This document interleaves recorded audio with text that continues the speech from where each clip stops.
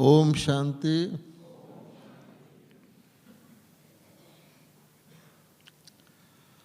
हम सब conference hall में बैठे हैं, इसलिए बहन जी ने मेरा परिचय कॉन्फ्रेंस हॉल में जैसे देते हैं वैसे ही दिया, क्योंकि ब्राह्मण परिवार में तो ये डिग्रियां बिगरियां की पर जैसा स्थान वैसा प्रभाव पड़ता है। तो आप कृपया ये मत समझिए कि हम कॉन्फ्रेंस कर रहे हैं, हम डबल लाइट के ऊपर बातचीत कर रहे हैं। तो जो बहन भाई बाबा के शांति वन में इस सीज़न के लिए पहली बार आए हैं, वो कृपया अपना दायां हाथ उठाएंगे। बहुत अच्छा। आज का हमारा विषय है, क्या विषय है पता है कि नहीं? हाँ, डबल लाइट। तो डबल लाइट का अनुभव तो आपने अभी अभी कर लिया। पहले लाल लाइट थी, अब सफ़ेद लाइट हो गई, है ना? तो इसलिए बहुत अच्छा हुआ, शुरुआत ही डबल लाइट से हुई है। अब हमको देखना है, ये दोनों शब्द इंग्लिश के हैं, डबल भी और लाइट भी। इसका हिंदी अनुवाद क्या है? तो हिंदी अनुवाद क्या है? लाइट का मतलब होता है प्रकाश और लाइट का मतलब होता है हल्का। ठीक है। अब हमने देखना है कि हम प्रकाश स्वरूप और हल्के हैं ही और ज़्यादा हो जाएं। तो आप देखिए प्रकाश का यहाँ क्या मतलब है। एक तो ये लाइट है और दूसरा प्रकाश का मतलब होता है ज्ञान प्रकाश। को जिस प्रकाश की हम बात कर रहे हैं वो है ज्ञान प्रकाश। और द्वापर से हम लोग क्या गाते आए हैं कि ज्ञान का सूरज चमका दे भगवान, नयनहीन को राह दिखाओ। और कहते आए हैं, हे भगवान मुझे अंधकार से प्रकाश की ओर ले चलो। इसका क्या अर्थ निकलता है? एक तो रोशनी प्रकाश ज्ञान का है और दूसरा उसको ले जाने वाला परमात्मा है, और कोई ज्ञान का प्रकाश कर नहीं सकता। अच्छा, तो दूसरा है हल्का लाइट। अब इसका अर्थ भी आत्मा से कनेक्टेड है, क्योंकि शरीर में किसी का वजन 120 किलो हो तो आप घटा के उसका 60 किलो तो नहीं कर सकते ना। पर आप देखते हैं 20 किलो वाला भी 120 वाला भी नाच लेता है, डांस भी कर लेता है, गाना भी गा लेता है और 60 वाला भी कर लेता है। तो उसका अर्थ क्या हुआ? हल्कापन। अच्छा, अब बात ये सिद्ध हो गई कि हम ज्ञान के प्रकाश में आए और हल्के बने और हमारे मन नाचे। अब हल्का कैसे बनता है व्यक्ति? तो आप देखेंगे खुशी से हल्का बनता है। जब आप खुश हैं तो आपको कोई प्रकार का बोझ, थकावट, भारीपना नहीं लगता। तो दो बातें हो गई कि हमें बाबा ने बताया हुआ सदा खुश रहो, मुस्कुराते रहो, हैं, सब कुछ चला जाए तुम्हारी खुशी नहीं जानी चाहिए। तो पहले हम प्रकाश की बात करते हैं, ज्ञान प्रकाश। और ज्ञान प्रकाश कौन सा ज्ञान? परमात्म ज्ञान। तो परमात्म ज्ञान में हमें क्या कुछ मिलता है? हमारा छोटा सा 1 महीने का स्टूडेंट भी आपको बता सकता है कि देखो तीनों कालों का ज्ञान है। ये कहीं किसी कॉलेज यूनिवर्सिटी कहीं भी दुनिया में ना मिला है ना मिलेगा। तीनों कालों का मास्टर त्रिकालदर्शी, आगा पीछा, तीनों लोकों का ज्ञान। तीनों कालों को ज्ञान को हिस्ट्री कहते हैं, बेहद की हिस्ट्री। और तीनों लोकों का ज्ञान, साकार लोक, आकार लोक, ज्योग्राफी। कि कौन सा ज्योग्राफी मैंने होता है स्थान। अच्छा, फिर और क्या? अपने बारे में ज्ञान। आप सब शरीर हैं या आत्मा है? आपको पता है, ये दुनिया में किसी को ये ज्ञान नहीं है। तो अगर ज्ञान की आप लिस्ट बनाएं तो आपको पता है, कहा जाता है कि सारी धरती को स्लेट बना लो, सारे पेड़ों की कलम बना लो, सारे सागर की इंक बना लो, पूरा नहीं होता। लेकिन हमको सार रूप में बाबा ने बताया हुआ है, कर्मों का ज्ञान, हम उत्थान में कैसे जाते हैं, पतन में कैसे जाते हैं, उसका कारण क्या है, ये सारा ज्ञान हमारे पास सार रूप में है। तो जिसके पास इतना ज्ञान हो है, उसको प्रकाश अगर ना होगा तो किसको होगा? और हमको कोई दुनिया वाला कोई ज्ञान देने लगे तो ऐसे लगेगा जैसे कोई सूर्य को चिराग दिखा रहा है। हम मास्टर ज्ञान सूर्य हैं। तो इसलिए बाबा कहता है कि मेरे वो बच्चे जो सदा ज्ञान प्रकाश की रोशनी में रहते हैं, सूर्य की तरह रहते हैं, तो उनको क्या है, कौन से वंश में जाएंगे? वो कौन से वंश में जाएंगे? सूर्य वंश में। सूर्य वंश कहाँ होता है? सतयुग में।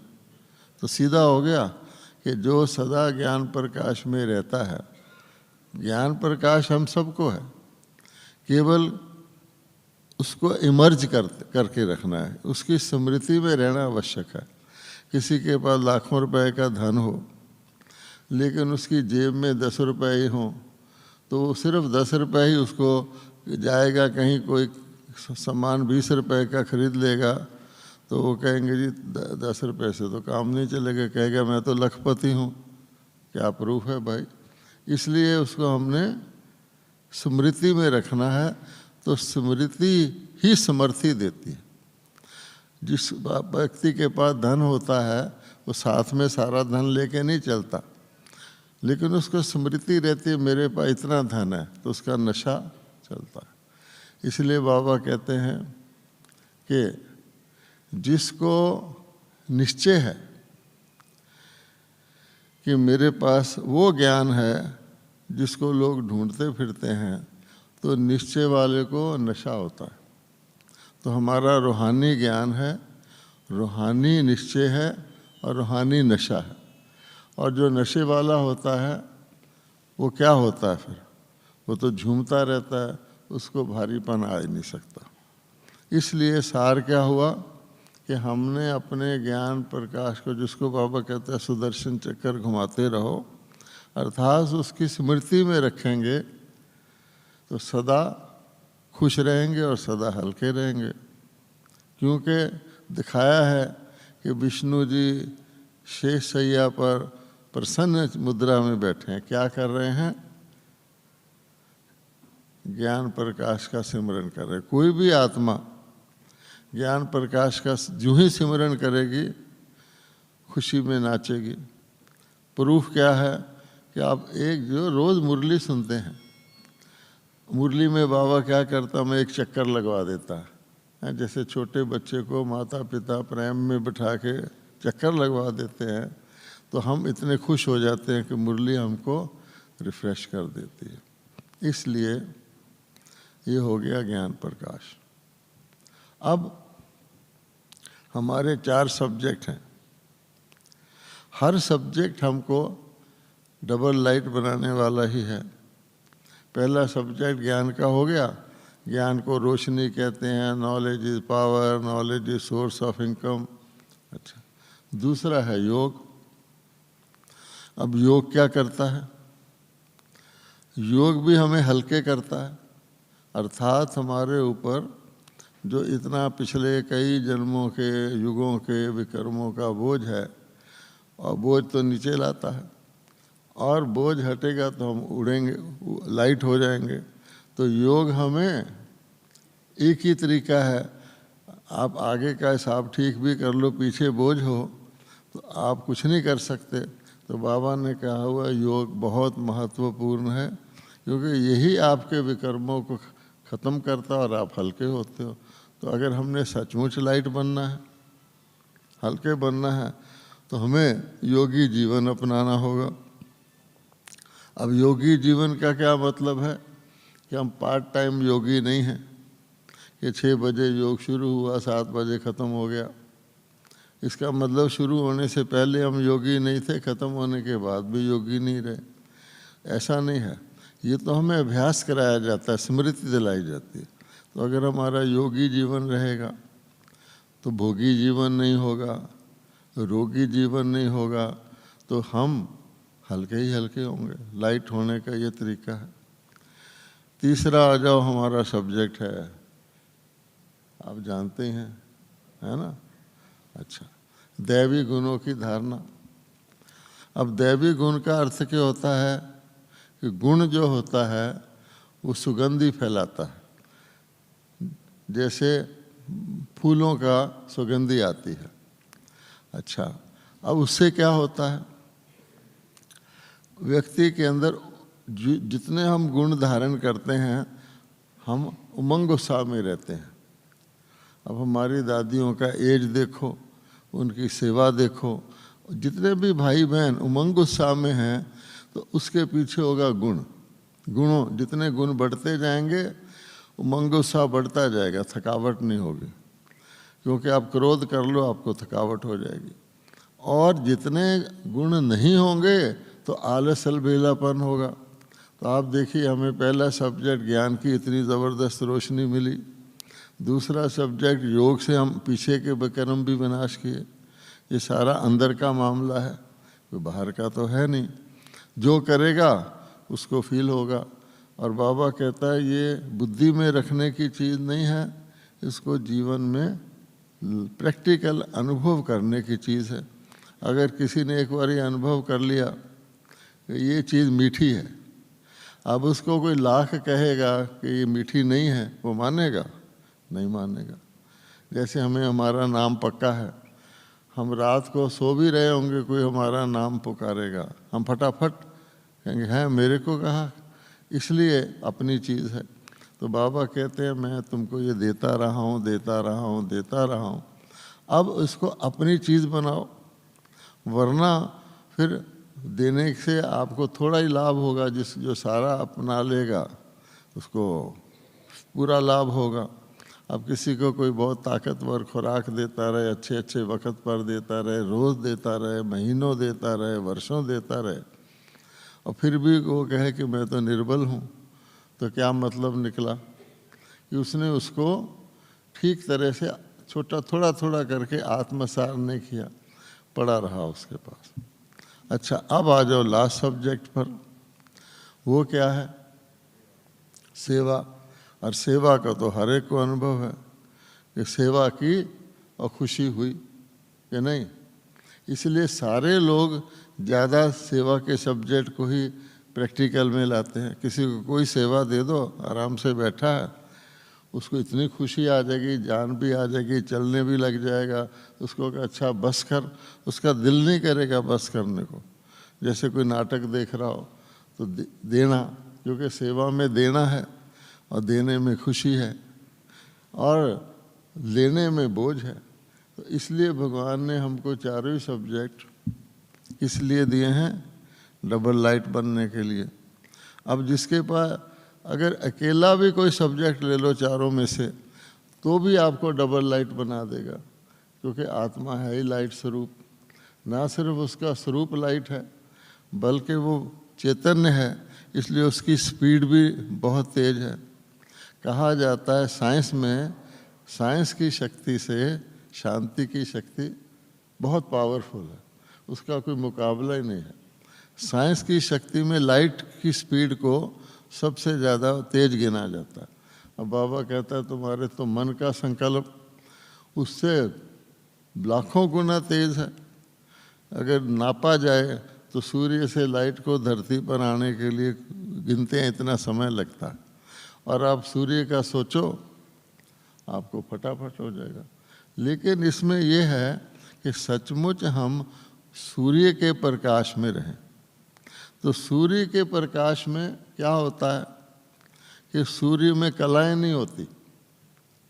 सूर्य उदय होता है, अस्त होता है। चंद्रमा में कलाएं होती हैं, है ना। तो अब चंद्रमा में कलाएं होती हैं तो फिर क्या होगा कि अगर हम अपने मूड को ही देख लें, बाबा ने कहा तुम प्रकाश स्वरूप हो। अब पता है आपको, जब ब्रह्मा बाबा में फर्स्ट टाइम शिव बाबा आए थे तो क्या बोला था? प्रकाश स्वरूपम शिवोहम। परमात्मा तो सदा ही प्रकाश स्वरूप है, सदा ही शिव है, सदा ही ज्योति स्वरूप है। तो अगर हम हर वक्त एक ही मूड में रहेंगे तो सूर्यवंशी, क्योंकि उसमें तो कलाएं हैं ही नहीं, जिसको कहते हैं एक रस। और अगर हमारा मूड बदलता रहेगा, सुबह जाओ बड़े खुश हैं, दोपहर को थोड़े कम खुश हैं, शाम को कोई और तरह की सूरत है, तो फिर कलाएं आ गई ना। कलाएं कम हो गई, कलाएं ज़्यादा हो गई, तो कलाओं वाला क्या करेगा? चंद्रवंशी। तो इसलिए बाबा ने कहा 16 कला संपूर्ण। लेकिन चंद्रमा भी जब फुल होता है तो आप देख लो, आप सड़क पे जा रहे होंगे, आपका ध्यान ना चाहते हुए भी ऊपर जाएगा। फुल मून है ना। इसलिए बाबा कहता है अगर आप यही हम ध्यान रखें, 16 कला संपूर्ण बनना है। लेकिन जो चंद्रमा वगैरह होता है उसमें लाइट सूर्य की होती है। तो इसलिए बाबा कहता है अपने आप को संपूर्ण बनाएंगे तो फिर भी चंद्रवंशी 16 कला संपूर्ण हो भी गए तो चंद्रमा की कलाएं हैं वो। इसलिए जो दूसरे को लाइट देता है, एक होता है सो कल्याणकारी, सो परिवर्तक। तो बाबा के लिए तो फर्स्ट स्टेज है सो परिवर्तन। लेकिन विश्व कल्याणकारी, विश्व परिवर्तक का मतलब क्या हुआ कि दूसरे को लाइट देने वाला।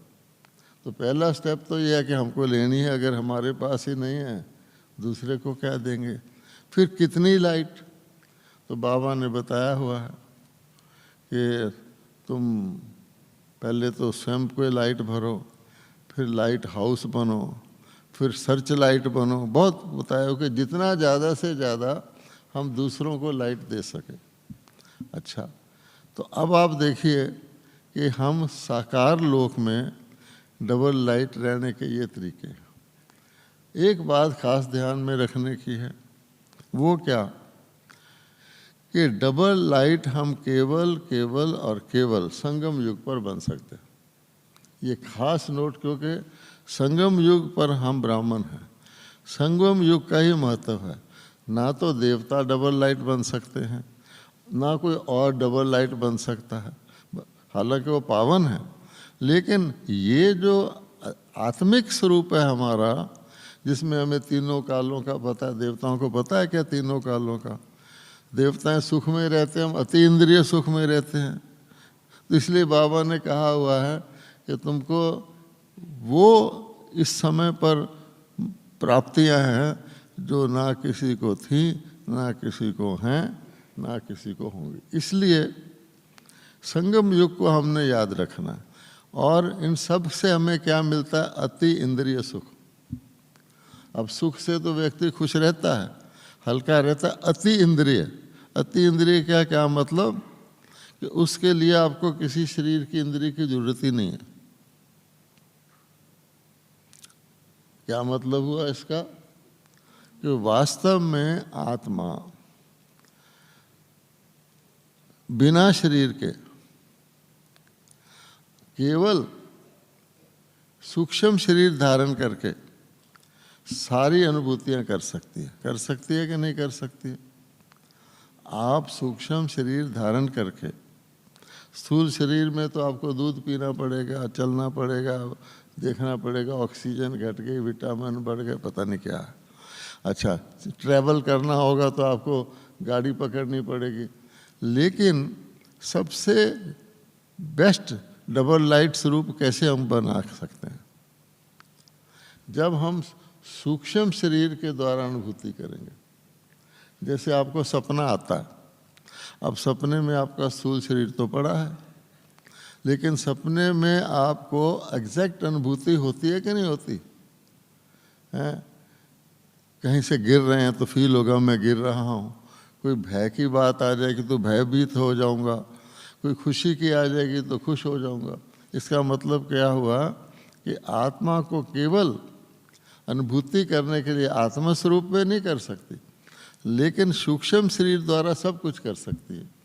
इसलिए बाबा कहता है कि यहाँ डबल लाइट बनने के लिए, यद्यपि हमको सब बातें पता है, जो मैं आपको सुना रहा हूँ कोई नई बात तो नहीं सुना रहा हूँ, बाबा रोज़ उसको रिपीट कराते हैं, लेकिन आप साकार लोक में रहकर ये सोचे कि मैं डबल लाइट बन जाऊं पूरा, आप बन सकते हैं।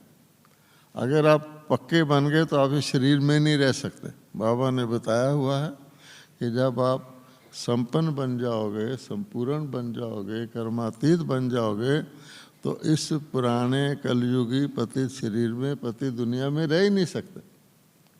ब्रह्मा बाबा कहते हैं ना, 2-3 दिन पहले मुरली आई थी कि शिव बाबा को भी गम आता है, रंज आता है, होलीएस्ट ऑफ दी होली को भी गम खाना पड़ता। तो मेरे से एक भाई ने फ़ोन करके पूछा इसका क्या मतलब हुआ, भगवान भी गम खाता है? तो मैंने कहा अगर वो रहम कर सकता है कि बच्चे पर मुझे रहम आता है, तो गम क्यों नहीं खा सकता? उसका भाव ये नहीं कि भगवान को कोई अफसोस हो जाता है, लेकिन बाबा ने कहा कि देखो होलीएस्ट ऑफ दी होली, और उसे मिलने कौन आ रहा है? मजबूरी से कोई सरकार का अफसर आ रहा है, कोई पुलिस वाला आ रहा है। फिर बाबा ने कहा वो दिन आएगा जिस दिन ये कायदा सख्त हो जाएगा, ये मेरे से नहीं मिल सकेंगे। तो हम सोचते थे शायद कोई लॉ बनेगा, इसको अंदर नहीं आने देना, लेकिन बाबा ने क्या किया, सूक्ष्म हो गया। अब सूक्ष्म वतन में कौन सा पुलिस वाला, कौन सा खराब व्यक्ति हैं, विकारी व्यक्ति बाबा के पास छू ही नहीं सकता। ब्राह्मणों में भी अगर किसी में कोई डिफेक्ट है, सूक्ष्म वतन में जा ही नहीं सकता। इसलिए बाबा कहता है बिफोर आपको परम धाम में जाने से पहले, आपको सतयुग में प्राप्त इस रूप बनने से पहले सूक्ष्म फरिश्ता बनना है। इसलिए जैसा देश वैसा वेश। तो नेचुरली आप सूक्ष्म वतन में जाएंगे या सूक्ष्म वतन की स्मृति रखेंगे तो शरीर नहीं है वहाँ। अब क्या होगा, तो फरिश्ता बन गए। अब फरिश्ता तो वैसे डबल लाइट होता है, क्योंकि उसका शरीर भी लाइट का बना हुआ और आत्मा तो उसकी है ही लाइट, और उस लोक में हल्का ही जा सकता है। इसलिए बाबा कहते हैं कि इस धरती पर सदा खुश रहने का और सदा ज्ञान मूर्त रहने का, सदा अपने लाइट स्वरूप में रहने का एक ही तरीका है कि हम ज़्यादा से ज़्यादा सूक्ष्म स्वरूप में रहें। सूक्ष्म लोक में तो नहीं जा सकते, अपने सुख को सूक्ष्म लोक की स्मृति में लाएं। जैसे आप यहाँ बैठे हैं आराम कुर्सी पर, आप जो स्मृति लाओगे आपको वैसा ही महसूस होना शुरू हो जाएगा। अब मान लो आप किसी दूसरे गांव से आए हैं, बैठे कॉन्फ्रेंस हॉल मधुबन में है, लेकिन आपका संकल्प उस गांव में चला गया, तो क्या होगा? आपको कौन सी अनुभव हो रहा होगा? वहाँ का, क्योंकि जैसा देश वैसा वेश। अगर आप कोई खुशी की चीज़ सोच रहे होगे तो आपको खुशी का अनुभव हो रहा होगा। तभी बाबा कहता है कि कोई भी जिस संस्कार को हमने धारण करना है उस संस्कार को इमर्ज करो, उस संस्कार से संबंधित संकल्प करो, उस संस्कार से संबंधित बोलो, उस संसार के संबंधित संस्कार के कर्म करो, उसी से संबंधित संबंध संपर्क में आओ। वरना अगर आपने कुछ दूसरा किया तो फिर और संस्कार भर जाएगा।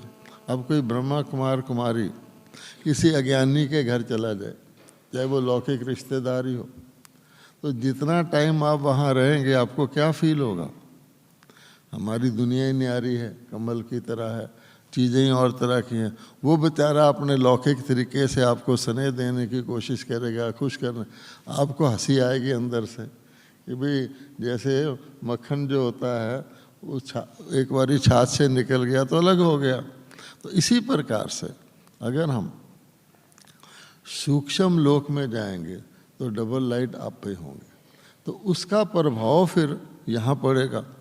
तब करके बाबा कहता है कि फरिश्ता बन के कर्म में आओगे तो आपको हल्का रहेगा, क्योंकि नीचे की ऊपर ऊपर भेजोगे तो वापस आ जाएगी, ऊपर की चीज़ नीचे आएगी तो उसने वापस ऊपर ही जाना। इसलिए आसान अभ्यास बाबा ने ये बताया, और उसके अंदर एक ही चीज़ काम करती जिसका नाम है स्नेह। अगर कोई सोचे ऐसे ऊपर नीचे सूक्ष्म भी है, वो नहीं होगा। स्नेह का पेट्रोल है जो हमको एक सेकंड में बाबा से कनेक्शन कर देता।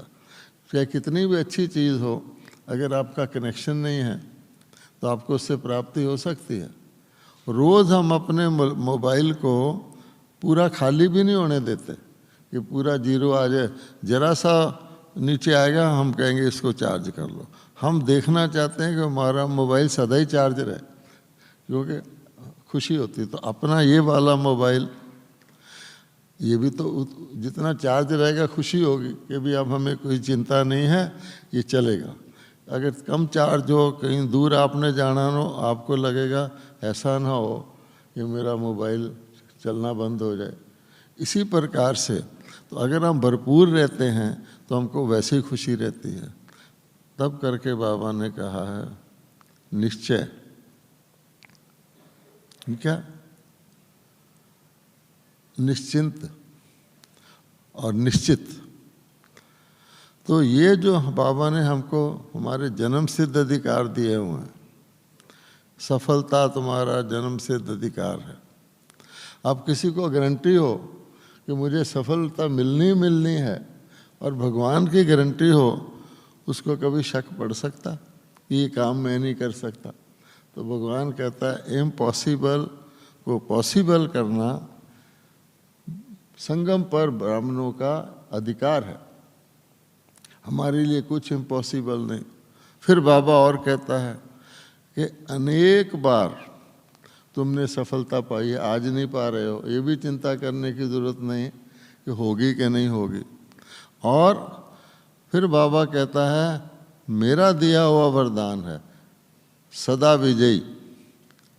अब जिसको सदा विजय तुम्हारा जन्म सिद्ध अधिकार है, सफलता तुम्हारा जन्म सिद्ध अधिकार है, ऊपर से ज्ञान है कि कल पाद रिपीट होता है, हम ब्राह्मणों को ही भगवान मिला हुआ है, और उसको उस व्यक्ति को क्या होगा? मौज होगी, मस्ती होगी, नशा होगा या कुछ और होगा। लेकिन हम जब स्मृति छोड़ देते हैं, हम अपने आप को बेहद से त्रिकालदर्शी मास्टर से, मास्टर त्रिलोकीनाथ से, भगवान के बच्चे से धरती पर ले आते हैं, तो फिर क्या होता है? हम लिमिट में आ जाते हैं कि मेरा शहर, मेरा गांव, मेरा शरीर, मेरा ये, मेरा वो। तो भगवान ने कहा हुआ है ये मेरा शब्द आपको लाइट नहीं होने देता, हल्का नहीं होने देता। इसलिए जब मैं और मेरा कहो उसका अर्थ चेंज कर लो। हमको पता है क्या अर्थ कहा हुआ बाबा ने, हैं? मेरा कौन? मेरा बाबा। और मैं कौन? आत्मा। फर्क पड़ गया? आत्मा भी हल्की, बाबा तो है ही, तो इसलिए हल्के हो जाएंगे। जो ही आपने कहा मेरा रुमाल गुम हो गया, तो बस सारी दुनिया की बादशाही एक तरफ, सारा ज्ञान एक तरफ, वो रुमाल गुम हो गया। कहाँ गया रुमाल? आप बताइए, कॉन्शियसनेस में फ़र्क हो गया ना। इसलिए बाबा कहता है बेहद और सदा, दो शब्द अपने साथ लगाओ। हम सब स्नेही हैं। बाबा कहता है सदा स्नेही हो, है ना, हर चीज़ के साथ सदा। हम सब भगवान से रस लेते हैं, एक रस है। बाबा कहता है सदा एक रस हो, तो अब सदा वो चीज़ रह सकती है जो आसान हो। कोई भी मुश्किल चीज़ सदा नहीं रह सकती। इसलिए भगवान कहता है अपनी नेचर बनाओ, नेचुरल नेचर होगी तो तुम्हारे को ज़रूरत ही नहीं है उसको याद करने की, उसको अवस्था को लाने की। आपकी नेचुरल नेचर है। जैसे माया की नेचुरल नेचर बन गई है तो नहीं हमारी। अब कोई सिगरेट पीता है, उसको बेचारे को सिगरेट छोड़ना मुश्किल होता है, वो समझता है मेरी तो प्राण निकल जाएंगे, पर उसकी नेचुरल नेचर तो नहीं है। तब बाबा कहता है जिसको तुम बोलते भी हो, मेरा ज़रा ज़ोर से बोलने का स्वभाव है, ख्याल नहीं करना, मेरी नेचर है। अच्छा, हम कह देते हैं माफ़ करना, मेरे मुंह से ये शब्द निकल जाता है, मेरी इच्छा नहीं, मैं नहीं चाहता था। लेकिन बाबा कहता है गौर से सोचो कि ये आपकी ओरिजिनल नेचर है या आपकी बीच के पीरियड की नेचर है, एक्वायर्ड नेचर है। ओरिजिनल तो हमारी देवता है, ओरिजिनल तो हमारी सर्वगुण संपन्न है। इसलिए आप देखोगे सतयुग में शक्तियों का नाम नहीं है। हमारी क्वालिफिकेशन में ये सतयुग में नहीं होगा मास्टर सर्वशक्तिवान, शहन शक्ति, फलानी ना। वो शक्तियाँ गुणों में, देवताओं की क्वालिफिकेशन में गुण है, सर्वगुण संपन्न। क्योंकि शक्तियाँ ही गुण में परिवर्तित हो जाती हैं। हर शक्ति आखिरकार अपने गुण में परिवर्तित होती है। अगर आम का पेड़ है, उसके अंदर जो भी ताकत है वो फाइनली आम के फल के स्वरूप में, फल स्वरूप। इसी प्रकार से मान लो बिजली की शक्ति है, होगी, लेकिन इस बल्ब में आ गई तो ये उसका फल स्वरूप हो गया, नहीं तो बिजली पड़ी रहे हमारे किस काम की। तो इसलिए फाइनल हमारा गुण स्वरूप है। तो बाबा कहता है अगर आप कहीं भी शक्ति लगाते हो और आपको फील होता है मुझे बहुत सहन करना पड़ रहा है, तुमको क्या पता, ये व्यक्ति तो मुझे, ये चला जाए दुनिया से तो मेरा जीवन सुखी हो जाए, अब बताओ। तब बाबा कहता है कि ये शक्तियों का प्रयोग भी एक प्रकार की मेहनत है। मौज वाला को, अच्छा, मौज वाले को मेहनत महसूस नहीं होगी, आप मेहनत भी कर रहे हैं तो आपको लगेगा नहीं, क्योंकि आप उसमें गुण स्वरूप बन के कर रहे हैं, हल्के होकर कर रहे हैं। किसी कार को धक्का लगाओ, कितने लोग चाहिए, और उस कार का इंजन स्टार्ट करके धक्का लगाओ, सिर्फ कितने लोग चाहिए, फ़र्क पड़ गया? थोड़े चाहिए, सिर्फ इंजन स्टार्ट करने से। कार वही है, वज़न वही है। ऐसे ही हमारे अंदर का अगर इंजन स्टार्ट हो जाए तो हम हल्के हो जाएंगे। तब बाबा कहता है कि किसी भी कार्य करने से पहले अपनी सीट पर सेट हो। इसका मतलब क्या है? सीट का मतलब ये कुर्सी नहीं है, अर्थात अपनी ऊंची स्थिति की सीट। जो मैंने तुम्हें ऊंची स्टेज दी हुई है, जो तुम्हारे को हथियार दिए हुए हैं सूक्ष्म, उस पर सेट होके करोगे, ना आपको थकावट होगी, ना आपको ख्याल आएगा दुनिया का पता ही नहीं, ना आपको किसी से फीलिंग आएगी, क्योंकि आप तो और काम में लगे हो। जैसे कोई मस्त व्यक्ति होता है, मस्त को इधर उधर का पता ही नहीं लगता, वो हल्की स्टेज है। इसलिए अब सूक्ष्म लोक में रहकर यहाँ करो। तीसरा बात है निराकार लोक। अब निराकार लोक में भी क्या हम डबल लाइट हैं? निराकार लोक में क्या हम डबल लाइट हैं? क्या ख्याल है कि वहाँ तो हम बस आत्मा बन गए, फाइनल बन गए, कंप्लीट बन गए, अपनी अनादि स्थिति में स्थित हो गए, आत्मा बैठ गई। आत्मा को ये भी नहीं पता मेरे साथ और कौन सी आत्मा बैठी है, सूक्ष्म शरीर ही नहीं है, संस्कार ही इमर्ज नहीं है। ऐसा है क्या? तो जब बाबा ने कहा डबल लाइट, तो हर जगह डबल लाइट होने चाहिए कि नहीं होने चाहिए? हर चीज़ हमारी डबल है, डबल ताजधारी, डबल तखतधारी, डबल तिलकधारी, हर चीज़ डबल है ही प्रवृत्ति मारक। तो आप गौर से देखेंगे तो बाबा कहते हैं, अभी भी ताज़ा ताज़ा भी कहा है कि आकाश के अंदर बहुत से सितारे होते हैं, लेकिन कई सितारे ज़्यादा चमकते हैं। वो कैसे? तो बाबा कहते हैं कि अगर तुम परम धाम में भी हम जाएंगे तो परम धाम में हमारा स्थान कहाँ है? परम धाम में हमारा स्थान कहाँ है? शिव बाबा के पास सबसे पहले ब्राह्मण देवता है, क्षत्रिय भी उसके बाद है, उसके बाद सारे हैं। इसलिए जब शिव बाबा है ही प्रकाश स्वरूप, तो बाबा कहते हैं, बल्कि हमें अभी भी अभ्यास करने को कहते हैं, तुम परम धाम में जाकर सिर्फ आत्मा नहीं, परम धाम में क्यों जाएं हम अगर कुछ मिलता ही ना हो? तो परम धाम में जैसे हम स्मृति करके शिव बाबा से शक्ति लेते हैं कि नहीं लेते, निराकार स्वरूप में सबसे ज़्यादा शक्ति मिलती, इसी प्रकार से जब हम आत्मिक रूप में भी फाइनल जाएंगे वहाँ रहने के लिए, हालांकि हम सबसे कम टाइम रहते हैं, वहाँ भी बाबा कहते हैं जो समीप की आत्माएं होंगी वो मेरे प्रकाश में रहेंगे। तो वो इसीलिए वो सितारे ज़्यादा चमकते हैं। बाबा के तो सारे ही बच्चे हैं, इसलिए भगवान कहता है कि हम वहाँ भी डबल लाइट हैं, सूक्ष्म लोक में भी डबल लाइट है और यहाँ भी डबल लाइट हैं। केवल क्या करना है, आप सोचो, क्या आप में से किसी को भी डबल लाइट का अनुभव हुआ ही नहीं क्या कभी सारी लाइफ में, या हुआ है? हुआ है ना। एक बहन बाबा के पास गई, अव्यक्त बाबा आते थे ना, बाबा मैं योग लगाती हूँ, मेरा योग आप तक पहुँचता है? पूछ रही है। अब इसका मतलब क्या हुआ, उसको लगा रही है लेकिन उसको कोई पक्का फील नहीं होता कि मेरा योग बाबा तक पहुँचता है। अच्छा, तो बाबा ने कहा तुम जितना भी योग लगाती हो, कभी कभी तुम्हें महसूस होता है कि बाबा से मेरा कनेक्शन जुड़ गया, मुझे शक्ति मिली? कहते हैं वो तो होता है। तो बाबा कहते हैं अगर कभी कभी होता है तो सदा भी हो सकता है। इसी प्रकार से हम डबल लाइट फील करते हैं। आप देखिए, कोई विशेष हम भट्टी करते हैं या विशेष हमको कोई सेवा का चांस मिल जाता है।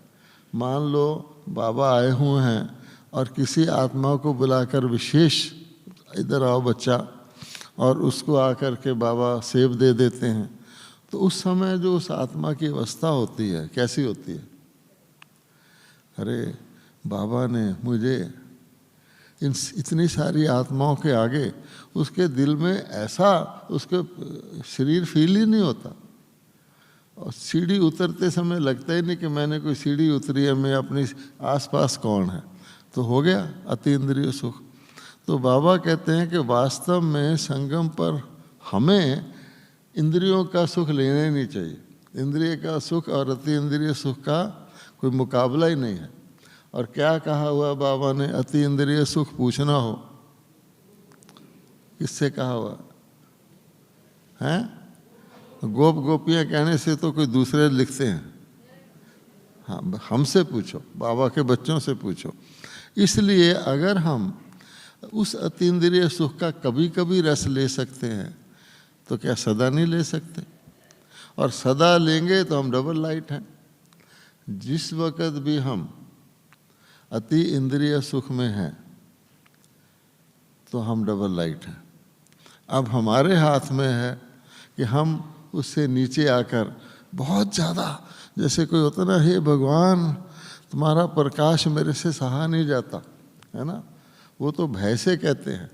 लेकिन कई बार ऐसे होता है कि दुखी आत्माओं को, दुख में रहने वाली आत्माओं को, दुख की आदि आत्माओं को दुख में ही मज़ा आने लग जाता है।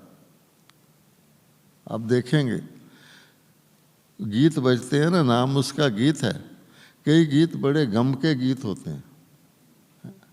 अच्छा, जो व्यक्ति गमगीन है उसको उस गम के गीत में वो रस आता है, उसको खुशी का गीत बजाओ उसको पता ही नहीं लगता ये क्या चीज़ है। अच्छा, आपका कोई फेस्टिवल आएगा, मान लो दिवाली आ गई, अच्छा सब लोग खुश हैं, अरे भाई दिवाली आ गई, अपने अपने तरीके से। उस व्यक्ति को दिवाली के ऐसे लगता है क्या कर रहे हैं लोग, हैं? और उसको वहाँ से भाग के कोने में जाके अकेला रहने में खुशी हो, क्योंकि आदी है। अब हम दो युगों के आदी हैं, क्या इंद्रियों के सुख, क्या इंद्रियों के दुख लेने के। अब इंद्रियों के दुख लेने वाले को अगर अल्पकालिक इंद्रियों का सुख मिल जाए तो क्या करेगा? वो तो उसको पकड़ेगा कि वाह। लेकिन बाबा कहते हैं ये टेम्परेरी है। मुरली आई है कि नहीं? वो लोग दीपक, बुझे हुए दीपक को जगाते हैं और फिर बुझा देते हैं। क्या वंडरफुल बात है, हमने तो कभी सोचा नहीं, हम भी यही करते रहे। बुझे हुए दीपक को जलाया फिर बुझा दिया। और बाबा कहते हैं तुम जगे हुए दीपकों की मैं दिवाली मनाता हूँ, जगे ही रहते हैं। फर्क हो गया। अर्थात अल्पकालिक और सदाकालिक। तो अल्पकालिक, जब आप बॉडी कॉन्शियस होंगे तो आपको अल्पकालिक चीज़ें दिखेंगी, उसमें अच्छा भी लगेगा, खुशी भी होगी। मैंने केक खा लिया, अल्पकालिक है, हम बॉडी कॉन्शियस हैं। अगर हम आत्माभिमानी होकर करेंगे तो सदाकालिक है, क्योंकि आत्मा है ही अविनाशी। अब हम आप देख रहे हैं, बाबा ने कहा ये सब आत्माएं बैठी हमारे दिल में ही है, ये आत्माएं, हम भी आत्मा है। अच्छा, उसका ज़रा और गहरा करके ध्यान में रखें कि मुझे आत्मा ही आत्मा देखना है, आपको ज़्यादा मज़ा आएगा। इसलिए सदाकालिक। अब जैसे नया साल आ रहा है, मान लो दो तीन दिन के बाद दुनिया वालों के लिए नया साल, हमारे लिए क्या है? नया साल या नया युग, नई जीवन। तो बाबा कहता है वो एक दिन करके, एक दिन मनाएंगे बस, उसके बाद गया। और हम तो बाबा कहता है तुम्हारे लिए तो नया युग आ रहा है, नई दुनिया आ रही है, नया जीवन आ रहा है। और हर व्यक्ति को नई चीज़ अच्छी लगती है। अगर आप देखेंगे नई चीज़ कोई घटिया भी हो लेकिन नई है तो इसलिए लोग ले लेते, जैसे फैशन होता है, कुछ नया फैशन चल जाए तो लोग उसको समझते कुछ नया है तो ले लेते हैं। अब बाबा कहते हैं हमारे लिए तो रोज़ ही नया साल है, लेकिन जब कोई ऐसा मौका आता है तो खास ध्यान जाता है। अब उसके लिए क्या है? रोज़ बाबा कहते हैं तुम्हारे पुराने संस्कार, इसको विदाई दो। पुराने संस्कार को यूज़ ना करो। और क्योंकि जो कहते हैं मेरा पुराना है, पुराना नहीं, असली पुराना तो वो वाला है, लेकिन जिसको तुम समझते उसको छुट्टी दो। तो जब कोई पुरानी चीज़ को छोड़ता है तो उसको नई चाहिए कि नहीं चाहिए? इसलिए नवीनता कहता है। ब्रह्मा बाबा का एक खास संस्कार था, ब्रह्मा बाबा नवीनता ही पसंद करते थे। यहाँ तक कि डुप्लीकेट किसी को करे वो भी उस पसंद नहीं करते थे, सिर्फ फॉलो फादर करते थे। इसलिए अब नया साल आ रहा है तो नए साल में हम क्या करते हैं? पुरानी चीज़ को विदाई देते हैं। तो बाबा कहता है कम से कम पुराने संस्कार जो हमको तंग करते हैं, जैसे कोई कहता है ना भाई तुम्हें नई चीज़ दे देते हैं, पुरानी को फेंक दो, हम खुशी से फेंक देते हैं। अब हम सबको कोई कहे कि तुमको सबको बहुत बढ़िया शॉल जो इंडिया में सबसे बेस्ट है बाबा तुमको गिफ्ट दे रहा है, तुम अपनी पुरानी शालें उतार दो, तो हम क्या करेंगे? फटाफट। अच्छा, नवीनता है। लेकिन ये जो नए संस्कार हैं उसके लिए बाबा कहते हैं कि पुराने संस्कार अगर आप छोड़ोगे, कि पुराने को विदाई देते हैं, तो वो संस्कार आपको कितने, अगली बारी कब आएगा? आपने एक पुरानी चीज़ को छोड़ा तो अगली बारी कितने साल बाद आएगी? 5000 साल बाद आएगी। अच्छा, तो समय उसको 5000 साल के लिए विदाई दे रहा है और हम क्या करते हैं? 15-20 दिन पर वापस ले आते हैं। अब देखो, समय को भी अकल है कि ये मुसीबत की चीज़ है, इसके पास 5000 साल बाद आनी है। हमको ज्ञान भी है कि ये चीज़ अब नहीं आनी, लेकिन हम उसको खुद बुला लेते हैं। तो क्या हुआ कि पुराने को छोड़कर फिर धारण कर लिया, आदत है पुराने की। इसलिए बाबा ने कहा कि नए साल पर लोग गिफ्ट देते हैं, उसका भी कोई मतलब होता है, गिफ्ट में होती नवीनता।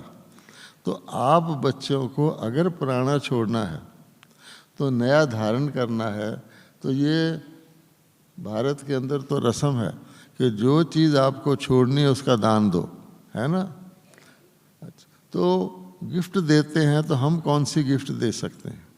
वैसे तो बाबा कहता है रोज ही दो, परंतु नए साल में हमको जो बाबा ने चीज़ें दी हुई हैं उसका गिफ्ट देना है।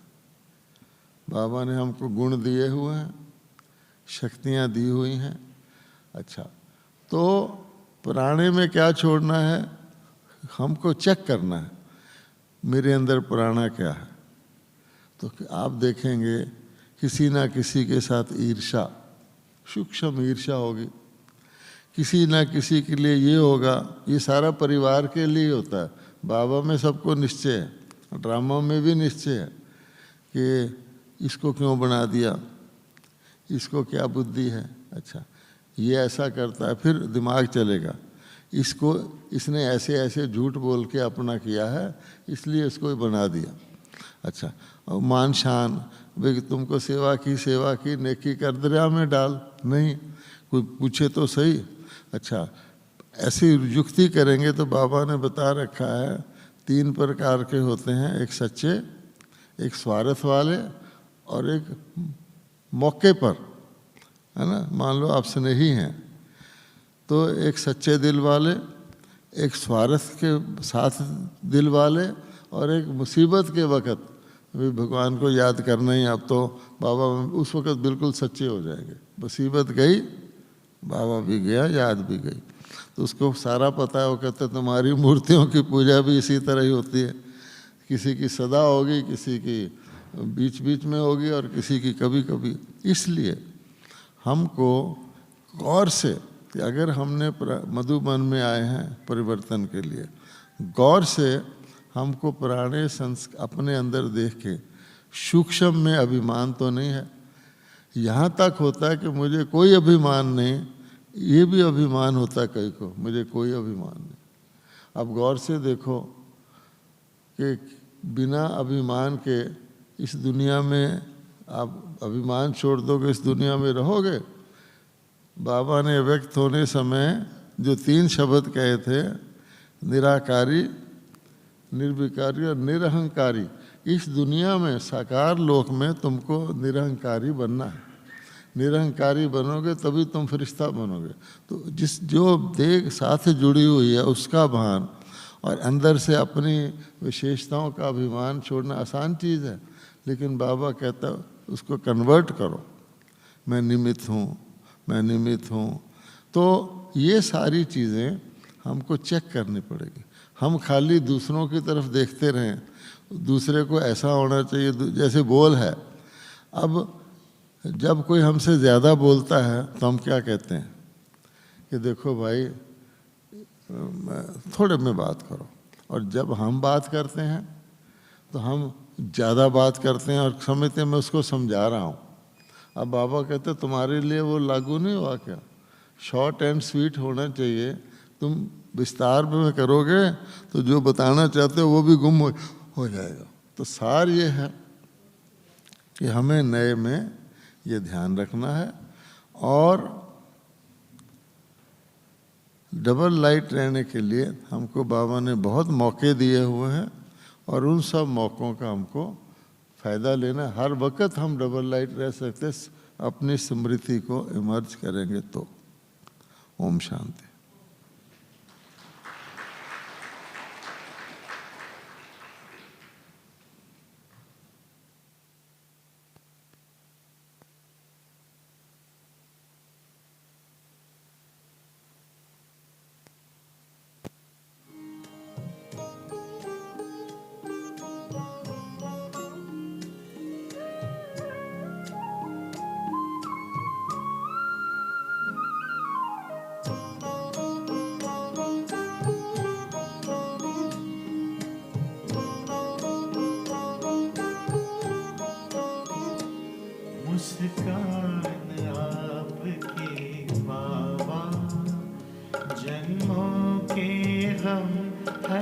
लेती है मुस्कान आपकी बाबा। जन्मों के गम हर लेती है, जैसे सूरज की आके किरण, जैसे सूरज की आके किरण अंधियार दूर कर देती है मुस्कान आपकी बाबा। जन्मों के गम हर लेती है मुस्कान आपकी बाबा।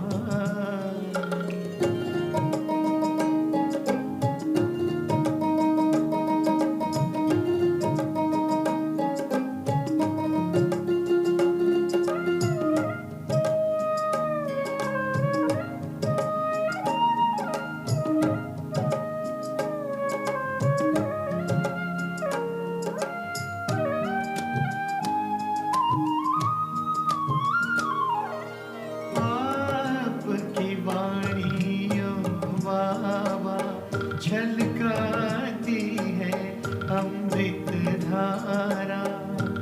आपकी वाणी ओ बाबा छलकाती है अमृत धारा। आपके नैन के नूर से है उजियारा ही उजियारा। आपके नैन के नूर से है उजियारा ही उजियारा। सतरंगी इंद्रधनुष बनकर, सतरंगी इंद्रधनुष बनकर ये मधुर याद भर देती है मुस्कान आपके बाबा। जन्मों के गम हर लेती है मुस्कान आपके बाबा।